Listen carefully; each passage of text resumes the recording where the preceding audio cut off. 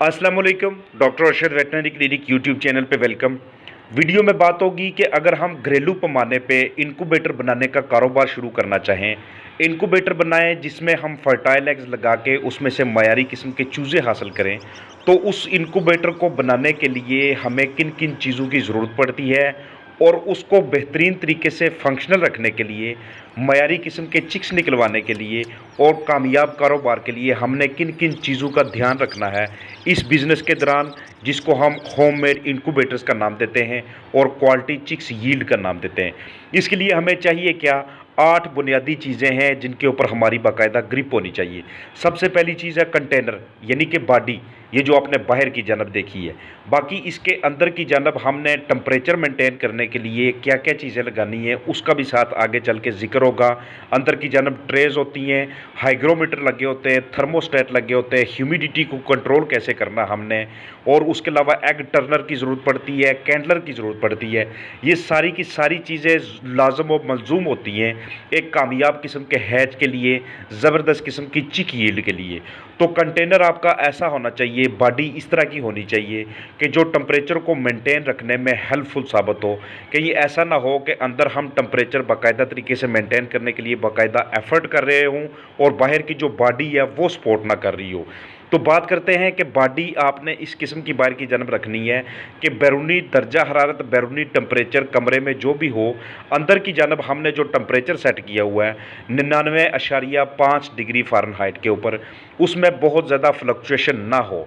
अब ये जो 99.5 डिग्री फ़ारेनहाइट टेम्परेचर है, इसको बाज़-औक़ात कुछ कंडीशंस में हम नीचे भी ला सकते हैं 96.5 या 97.5 पे, लेकिन वो इस कंडीशन में हम लाएंगे अगर हमने अंडा 50 ग्राम से नीचे के वज़न वाला लगाया हुआ है। अगर 50 ग्राम या उससे ऊपर वाला अंडा हमने इनक्यूबेटर में लगाया हुआ है तो उस सूरत में 99.5 डिग्री फ़ारेनहाइट टेम्परेचर बेहतरीन किस्म की इनक्यूबेशन का पीरियड गुजारता है, बेहतरीन किस्म का हैच पुल होता है 21 दिनों के बाद, यानी कि 510 घंटों के बाद। ये बाहर की जानब पैनल है, एलईडी लाइट के लिए स्विच है। एलईडी लाइट हम इसलिए रखते हैं ताकि हम बाहर से शीशे से, उस खिड़की से हम प्रोग्रेस देख सकें कि क्या प्रोग्रेस चल रही है हैच की, अंदर अंडों की। अंदर जब हैच पुल होता है, जब हैचर पे ऊपर जब हम अंडे रखते हैं या वहाँ पे जब चिक्स निकलना शुरू होते हैं, तो हम उनकी एक्टिविटीज़ को देख सकते हैं। एक हीटर लगा होता है अंदर की जानब, जिसने कि टेम्परेचर मेंटेन करना होता है, उसने हीट बाकायदा तरीके से आगे पीछे डिस्ट्रीब्यूट करनी होती है। अंदर एक फ़ैन लगा होता है, आप फ़ैन लगाते हैं इसलिए ताकि हीट सारे अंडों के ऊपर बाकायदा तरीके से डिस्ट्रीब्यूट हो सके। ये बॉडी की अतराफ़ में आप छोटे छोटे सुराख देख रहे हैं, ये वेंटिलेशन के लिए होते हैं, क्योंकि अंडों को भी वेंटिलेशन की ज़रूरत पड़ती है, ऑक्सीजन की ज़रूरत पड़ती है। अंदर एक नन्ही सी जान पल रही होती है, अंदर एक एम्ब्रियो डेवलप हो रहा होता है, तो उसको ऑक्सीजन की ज़रूरत होती है। अंदर की जानब भी ये टेम्परेचर मीटर लगा हुआ है जो कि साथ साथ ह्यूमिडिटी की रीडिंग्स भी बताता रहता है। ह्यूमिडिटी यानी कि नमी का तनासब आप आगाज़ में 45 से 50% तब रखेंगे फिर से अगर आपने अंडा 50 ग्राम से ऊपर का लगाया हुआ है। अगर अंडा 50 ग्राम से नीचे का है तो उस सूरत में आप 60 से 65%, हत्ता के 70% भी आप ह्यूमिडिटी वहाँ पे मेंटेन कर सकते हैं। हीट का सोर्स ऐसा होना चाहिए हीटर का कि जो सारे के सारे अंडों के ऊपर दाएँ से बाएँ, बाएं से दाएं की जानब, ऊपर से नीचे की जानब बराबर किस्म का दर्जा हरारत, बराबर किस्म का टेम्परेचर डिस्ट्रीब्यूट कर रहा हो, हीट को डिस्ट्रीब्यूट कर रहा हो।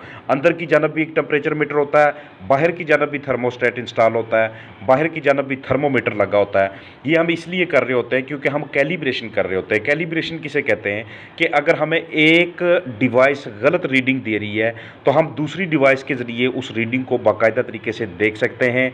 बैकअप भी लगा होता है ताकि अगर एक डिवाइस फेल हो जाती है तो दूसरी डिवाइस वो वाला फंक्शन कर सके, क्योंकि हम बार बार दरवाज़ा नहीं खोल सकते, हम बार बार इसके अंदर रिपेयर वर्क नहीं कर सकते। एक मरतबा जब हमने इसके अंदर अंडे लगा दिए इनक्यूबेशन के प्रोसेस से, जब हम उसको गुजरवा रहे हैं, तो जैसे ही 18 दिन मुकम्मल होते हैं, 19वें दिन की जानब आपके अंडे पहुंचते हैं इनक्यूबेशन के प्रोसेस से होके, अब वो हैचिंग के प्रोसेस की तरफ आ रहे होते हैं। तो उस सूरत में आप नमी के तनासब को थोड़ा सा बढ़ा देते हैं। वहाँ पे एग टर्नर आपको चाहिए होता है, जो कि अंदर की जानब एग्स को टर्न करता रहे। ट्रे लगी होती है या फिर रोलिंग ट्रेज लगी होती हैं, जो आगे चल के मैं आपको दिखाऊंगा भी कि ये इस तरह की रोलिंग ट्रेज होती हैं। ये एग्स को टर्न करने के लिए यूज़ होती हैं। इनका बेसिक पर्पज़, बेसिक मकसद क्या होता है कि अंडों के अंदर जो जर्दी होती है वो जर्दी शेल के साथ, छिलके के साथ चिपके ना, और अंडे के अंदर, शेल के अंदर जो बच्चा नशोनुमा पा रहा है, जो चूज़ा नशोनुमा पा रहा है, वो भी स्टिकी ना हो, चिमटे ना साथ, और उसकी मूवमेंट भी अंदर ठीक हो और वो सही तरह से ड्राई हो के एक क्वालिटी का चूज़ा निकले।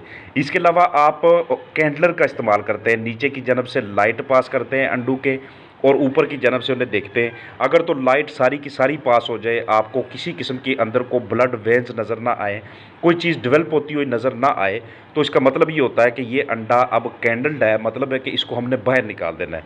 तो अगर आपको वहाँ पे खून की रगें नज़र आती हैं या कोई चीज़ डेवलप पाती हुई नज़र आ रही है, या फिर आपको वो लाइट ब्लैक नज़र आता है, तो इसका मतलब है कि कुछ ना कोई चीज़ अंदर डेवलप हो रही है, कुछ ना कुछ अंदर चीज़ नशोनुमा पा रही है। समटाइम ऐसा होता है कि मुकम्मल ब्लैकिश जो आपको स्पॉट नज़र आते हैं, उसका मतलब ये होता है कि अंदर जो एम्ब्रियो है वो डेड हो गया। तो जैसे ही आपके चिक्स निकलते हैं, उसके बाद आप उनको हैचर के अंदर शिफ्ट करते हैं या फिर एक ब्रूडर एरिया के अंदर आप शिफ्ट करते हैं। ये लॉकडाउन के दौरान जब भी कोई ऐसा एनवायरनमेंट हो, बाहर ऐसा माहौल हो कि हम किसी और कारोबार को ना कर सके, तो उस दौरान ये बहुत सारे भाइयों के लिए एक बहुत ही फेवरेट किस्म का बिज़नेस होता है, बहुत ही ज़बरदस्त किस्म की एक्टिविटी होती है, क्योंकि ये सोर्स ऑफ इनकम होता है घर बैठे बैठाए। और बहुत सारे दूसरे बिजनेसेस की तरह इस बिज़नेस पे किसी किस्म की कोई पाबंदी नहीं है। और चिक्स को आपने हमेशा ड्राई करके निकालना है। 21 दिनों का ये प्रोसेस होता है, मतलब कि 510 घंटे होते हैं। आपने 510 घंटों के बाद 511 या 512 या 513 घंटों के बाद चिक्स को वहाँ से बाहर निकालना है, हैचर से ब्रूडर एरिया के अंदर शिफ्ट करना है, या फिर कुछ देर उनको वहीं पे स्टे करते रह देना है। एक चीज़ होती है हैच विंडो। हैच विंडो कहते हैं कि जब पहला चूज़ा निकलता है उस वक़्त से लेके आखिरी चूज़ा निकलने तक, ये जो हैच विंडो होती है, ये जितनी लंबी होती जाती है उतना चिक क्वालिटी कमज़ोर रहती है। इसलिए पहला चूज़ा निकलने से लेके आखिरी चूज़ा निकलने तक का जो दौरानिया होता है वो सिर्फ कुछ घंटों पे मुनस्सर होना चाहिए, वो ज़्यादा लंबा नहीं होना चाहिए। चिक क्वालिटी बड़ी ख़राब निकलती है। तो हैच विंडो को बेहतरीन रखने के लिए वेंटिलेशन, टेम्परेचर, ह्यूमिडिटी और अंडू को टर्न करना, ये प्रोसीजर्स बड़े ही इंपॉर्टेंट किस्म के होते हैं। तो पूरी अभी तक की बातों से ये चीज़ निकली कि ये जो 8 चीज़ें, container, heater, thermostat, humidity control, thermometer, hygrometer, egg Turner और कैंडलर, ये बड़े इंपॉर्टेंट होते हैं। ये वाला प्रोसीजर होता है कि जब आप एग्स लगा रहे होते हैं, एग्स के ऊपर आपने मार्किंग की होती है कि ये बेंटम के हैं, ये वाले जो एग्स हैं ये लाइट सुसेक्स के हैं, ये एग्स हमारे पास जो हैं ये ऑस्ट्रालैब के हैं, RIR के हैं। तो इस हिसाब से हम उनकी कैटेगरी वाइज उन्हें इनक्यूबेटर के अंदर मुख्तलिफ ट्रेज में रखते हैं, वहाँ पे उनकी सेटिंग करते हैं, ऊपर वाली ट्रे, नीचे वाली ट्रे, उससे नीचे वाली ट्रे। अब डिपेंड इस बात पे कर रहा होता है कि आप कितनी कैपेसिटी वाला इनक्यूबेटर इस्तेमाल कर रहे हैं। मार्केट के अंदर ये आपको 20 एग्स से लेके 1000 एग्स तक जो ना वो मुख्तलिफ कैपेसिटी के दस्तियाब होते हैं। हीट के लिए, हरारत को डिस्ट्रीब्यूट करने के लिए 25 वाट से लेके 225 वाट तक या इससे भी ज़्यादा के आपको हीटर दस्तियाब होते हैं, वो आप उसके अंदर एडजस्ट करते हैं। तो जब भी घरेलू पैमाने पे आप इस कारोबार को शुरू करना चाहें, ये वाली चीज़ों के ऊपर आपने ग्रिप हासिल करके या फिर नज़दीकी किसी इनक्यूबेटर बनाने वाले भाई से रब्ता करके उनसे ये चीज़ सीख के फिर उसके बाद आप अंडू को इनक्यूबेटर के अंदर लगाते हैं और होममेड इनक्यूबेटर से फिर आप आगे वाला प्रोसीजर चलाते हैं। अगर पावर फेलियर हो जाता है, लाइट चली जाती है, कोई ना कोई बैकअप प्लान लाजमी रखें, उनके लिए बैटरी रखें या कमरे का टेम्परेचर मेंटेन रखें या वहाँ पे कोई ना कोई ऐसा सोर्स दस्तयाब रखें, क्योंकि बहुत ज़्यादा देर के लिए आप टेम्परेचर को ना तो बहुत ज़्यादा ऊपर जाते हुए बर्दाश्त कर सकते हैं, ना बहुत ज़्यादा नीचे जाते हुए बर्दाश्त कर सकते हैं, क्योंकि इससे सफोकेशन होना शुरू हो जाती है। वेंटिलेशन बाकायदा मिकदार में मिलती कोई नहीं, और जो ग्रोथ का प्रोसेस बाकायदा तरीके से आपने चलाया होता है ह्यूमिडिटी, टेम्परेचर के ज़रिए, हीटर के ज़रिए, वो सारे के सारे प्रोसेसेस डिस्टर्ब होना शुरू हो जाते हैं और आपको वो वाली क्वालिटी नहीं मिलती जो आप उनसे लेना चाहते हैं। तो बेहतरीन क्वालिटी, मयारी किस्म की चिक्स के लिए आपको इन सारी चीज़ों का ख़ास तौर पे ध्यान रखना पड़ता है। जब भी आप अंडू को इनक्यूबेटर में लगाएं तो उससे पहले उसकी अच्छी तरह से डिसइंफेक्शन कर लें। किसी किस्म का फंगस का सोर्स नहीं होना चाहिए उससे पहले। अगर उसमें से आपने अंडे इनक्यूबेट करवा के वहाँ से चिक्स निकलवाएं, तो सारे का सारा डेब्रिस वहाँ से बाहर निकाल लें, अंडों के छिलके वगैरह और भी किसी किस्म का कोई गंद कचरा है तो। क्योंकि इनक्यूबेटर से अगर फंगस का सोर्स चिक्स ने पकड़ लिया तो वो बाद में जाके ब्रूडिंग नमूनिया में कन्वर्ट हो जाता है, जिसमें चिक्स मुंह खोल के सांस ले रहे होते हैं, ढेर सारी मेडिसिन चल रही होती हैं, लेकिन उससे फ़र्क कोई नहीं पड़ता, चिक्स की मोर्टेलिटीज़ होना शुरू हो जाती हैं। तो इसलिए इन चीज़ों का ख़ास ध्यान रखना है। इस वीडियो के अंदर जो मैंने कोशिश की है कि होममेड इनक्यूबेटर के ज़रिए आपने अपने बिज़नेस को आगे लेके चलना है स्मॉल स्केल के ऊपर। पूरी उम्मीद है वो आपके लिए हेल्पफुल होगा। अपना ख्याल रखिएगा। फ़ी अमान अल्लाह।